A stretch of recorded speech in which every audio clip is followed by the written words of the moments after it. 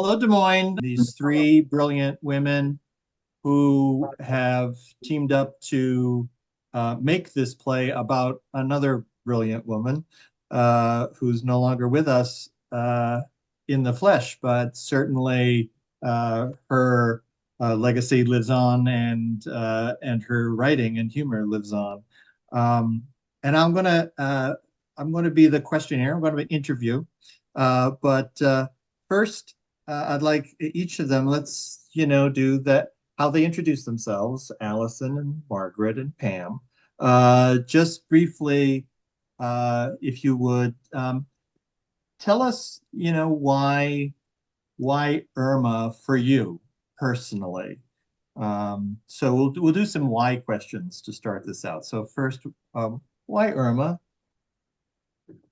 This is Allison, and I want to say hello to Des Moines. I lived there until 2 years ago, and I've lived there off and on most of my life since I went to Iowa State. So I consider myself half Iowan. I'm in California now. But why Irma? One of the things that Irma said that has resonated with me forever is she said, when humor goes, there goes civilization. And I think that that is so true. You have to have humor in the world. And Irma Bombeck is amazingly uh, prescient and amazingly accurate in her humor, even now. She died in, let's see, what year was it? In 1996. But when we looked at her writing, it was as fresh and as topical today as it was when she wrote in the 60s and 70s and 80s. So that's why Irma attracted us. I'll let other people chime in. All right. Well, I also used to live in Des Moines when I worked for the Des Moines Register. So I was there for 5 years and very excited to come back for this. But my twin sister Allison and I grew up in Ohio, where we read Irma Bombeck constantly, mainly after we got the paper away from our mother, who would be sitting at the kitchen table laughing so hard that she couldn't even get the words out about what was so funny. All she could say was Irma Bombeck. And I think the reason Irma was such an icon in our family and so many others, you probably know this, but she was the most syndicated columnist in all of America, over 920 papers that will never be equaled. And the reason she was so popular is that she wrote about what women experienced and families experienced behind the door. After you open the door and cross the threshold, that sort of hidden life that was full of humor and love and courage and pathos and all the things that happen in family life. So we loved Irma then, we love her now, and we're just so delighted we'll be able to bring her story to you in Des Moines. So I'm Pam Sherman, and I play Erma Bombeck. So why Irma for me? First of all, as a writer, I was lucky enough to write a column that was also in the Des Moines Register. I was on the USA Today network. It originated here in Rochester, New York. It was called The Suburban Outlaw. And I wanted to write about suburbia in a different kind of way, talk with some irreverence, but also really elevating the stories of people in suburbia who were making a difference and making an impact. And there's no question that Erma Bombeck, when I was asked to write the mission of the column, I started reading some of my favorite columnists, and I took out the book and I couldn't stop laughing. And I realized I wanted to be able to capture both humor and also have a point. And I think that that's really why Irma. As an actor, what a gift to be able to play somebody who I admire, but I think I'm like, but I'm not. So that, there's a bit of, I like to say Irma's made me so much nicer, or at least my husband thinks so.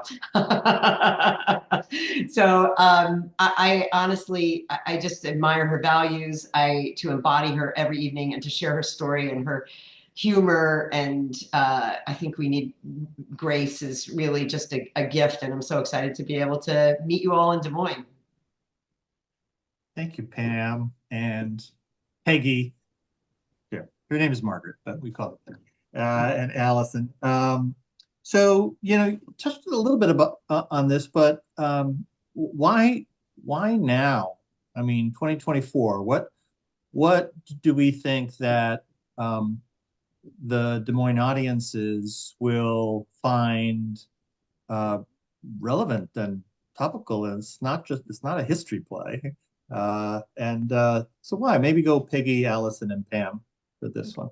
Why now?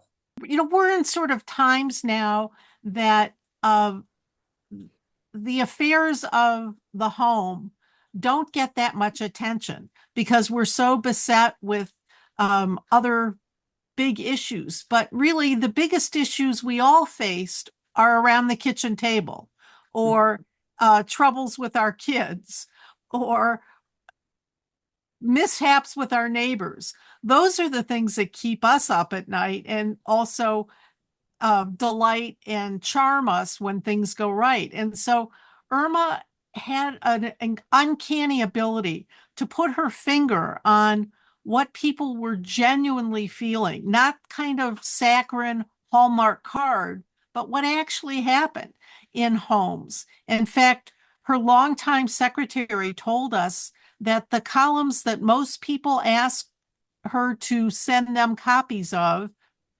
back in the day, pre-internet, would be columns about either sadness or challenges. She wrote an entire book about children who faced cancer, and she didn't think that that could be funny, but she found a way to express the humanity so that everybody got it. And I think those kind of characteristics and those kind of qualities never go out of fashion. So they are as relevant now today as when she first wrote them. And I would say that Irma's own life, which we highlight in the play, was really remarkable. She always considered herself ordinary. And even though she was very successful and was on Good Morning America for 16 years and was Johnny Carson's favorite guest, her children did not see her as a celebrity. She did not go Hollywood. She really remained very ordinary in her life, even though she was extremely successful. And so that's one of the things that we show, even though we feel her life was quite remarkable, she was able to keep an even keel. When her kids came home from school, she had shut up her office and she was just mom. And in fact, when her youngest was in kindergarten, he was asked what his mother did. And, they didn't read her column, even when they were older and could read, so they really didn't have a clear idea of what their mother did. And he was asked, and he said that his mother was a syndicated communist. You've just given the best laugh of the show. Sorry. It's okay. You guys will all laugh again when you hear it. Oh, absolutely. We'll laugh again. They will. I would say, why now? I think the stories of the past help us understand where we came from, but they most important make us realize that humanity, what makes us human is timeless.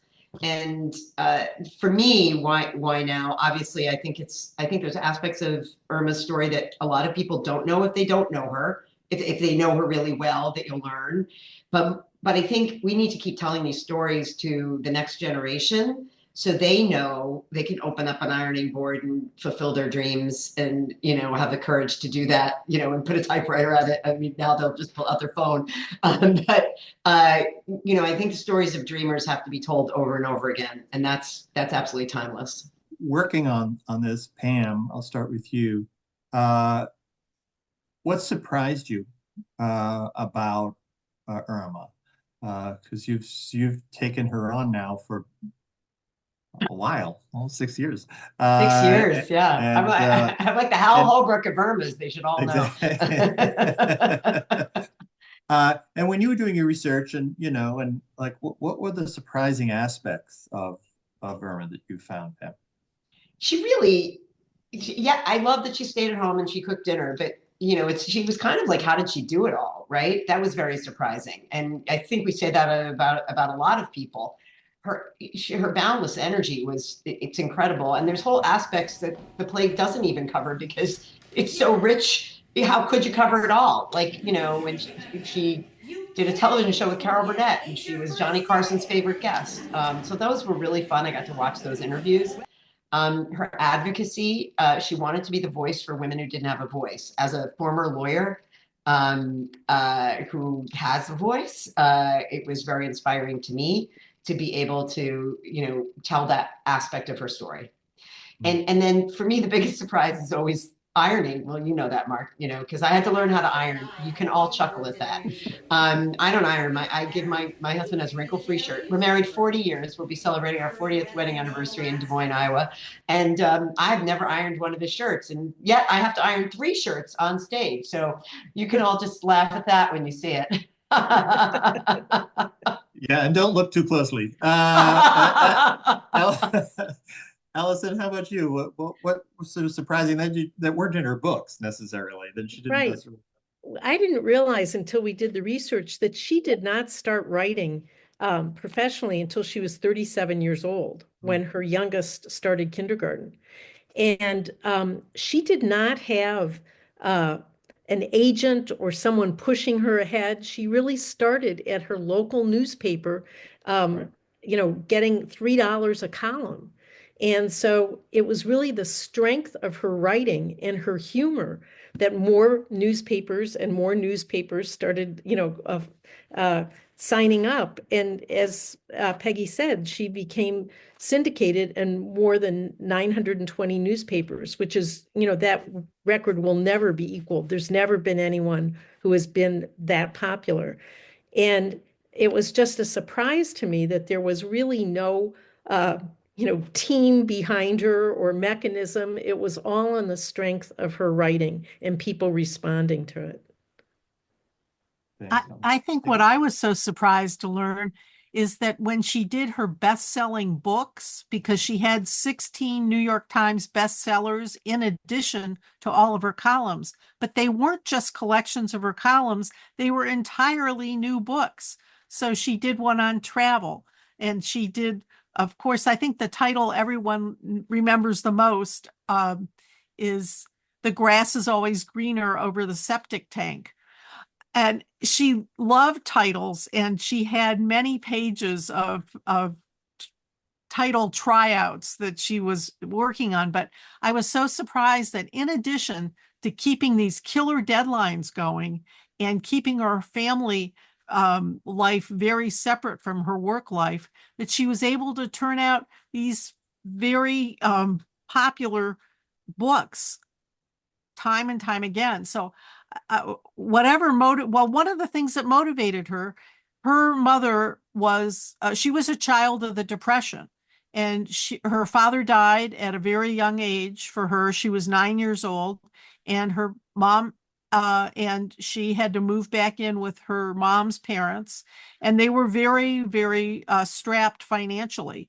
And so working was a way to keep the family afloat. So her work ethic was really forged in iron very early. And her first job was tap dancing.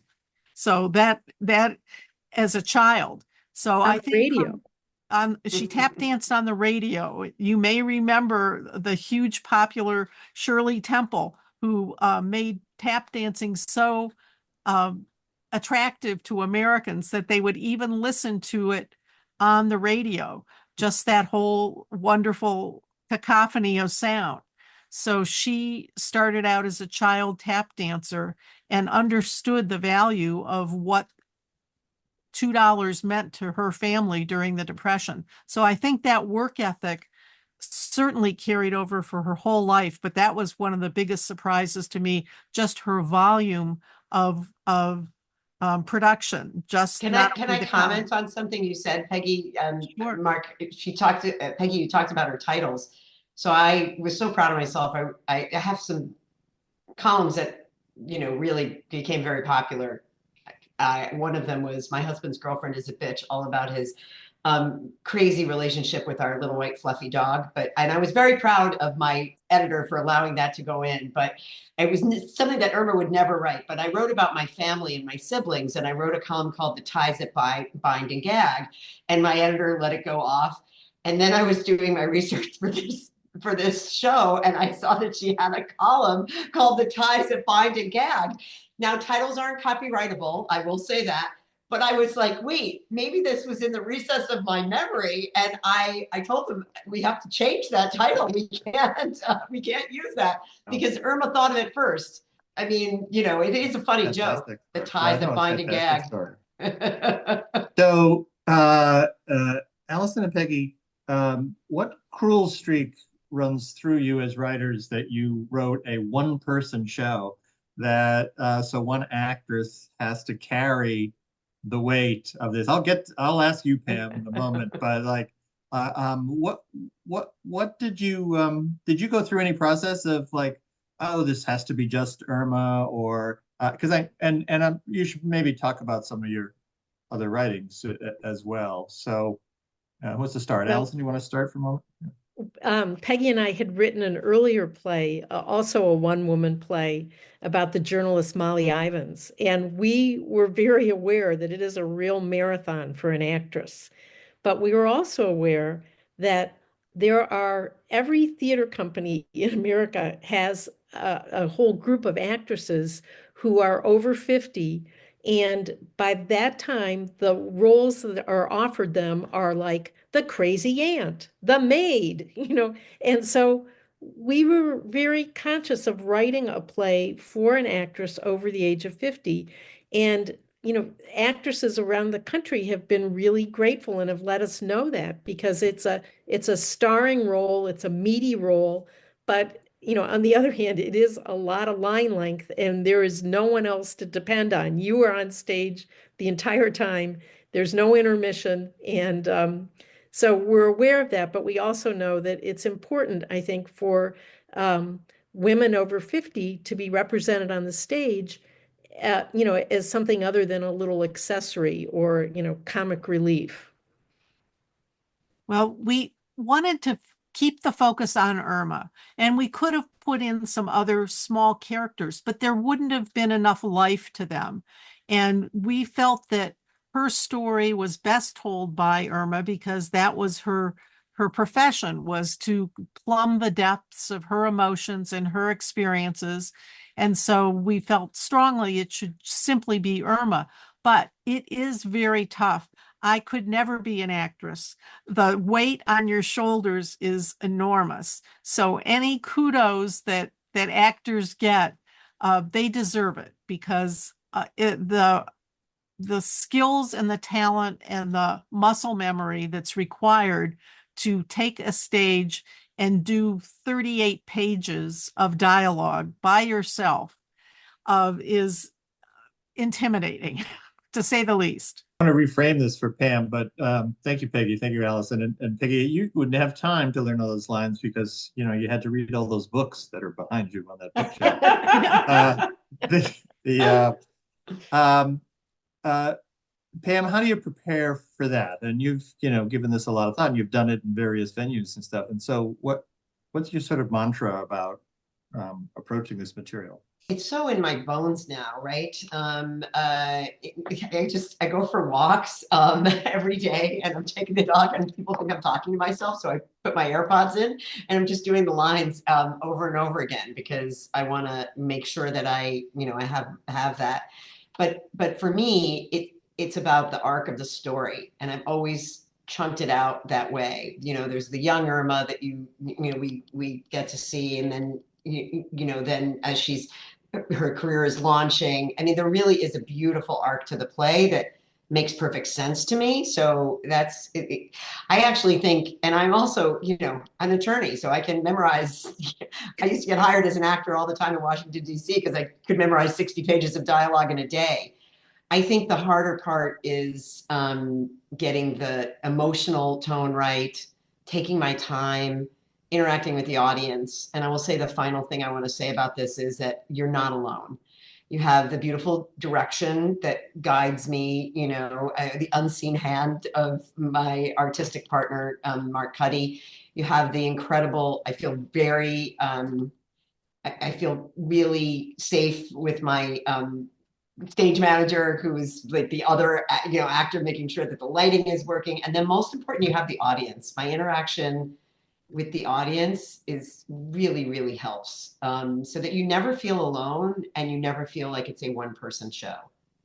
Mark, I just wanted to say this background is not my actual upstairs office, because it is that would be just a haystack that you'd see. But I have this background in honor of our mother, who was the town librarian in Nevada, Iowa for years and years and years. And so I love librarians, I love libraries, and that's why I have this background. I love that. I love that. Let's turn it over to some questions, if there are any, from those in attendance there in Des Moines. First of all, I want to say, when Summer first called, and I was working with Amanda, our activities director, I said to her, I bet you don't even know who Erma Bombeck is. She looked at me and went, And then there was a whole table of my Deerfield friends, and I turned around and said, I bet you know who Erma Bombeck is. And there was everybody knew. Everybody knew the books, everybody knew it. And it was,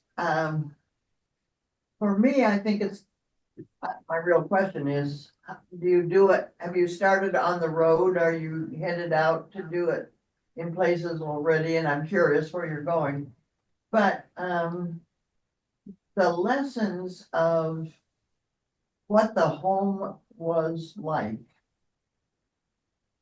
I don't think we see that, or the next generation sees that.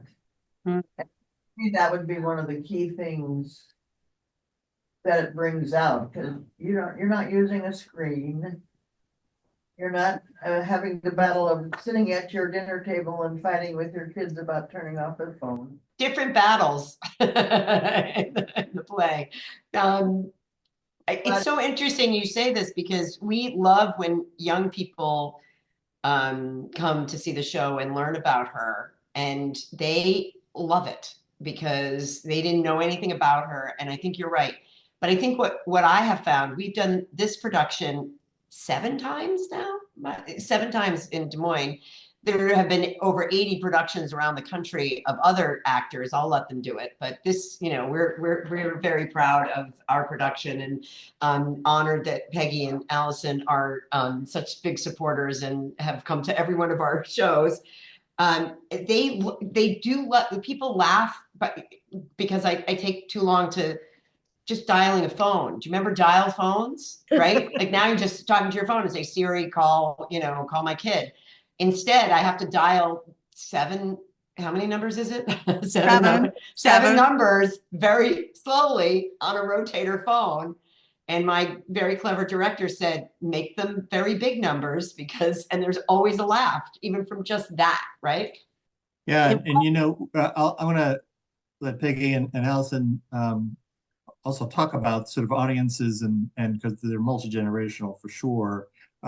Just quickly, this production, we started it in Rochester, but we've also played Buffalo, and we've played Denver twice, and we were supposed to play Des Moines in 2020. Something happened. I don't know. I just blocked it from my mind about what happened. But if it wasn't for the pandemic, we would have been there already. And there'll be more as we go forward. So Peggy and Allison, do you have? I wanted to say one thing about audience reaction. Yeah. We knew people would think it was funny, because Erma is just funny, and there are also poignant moments.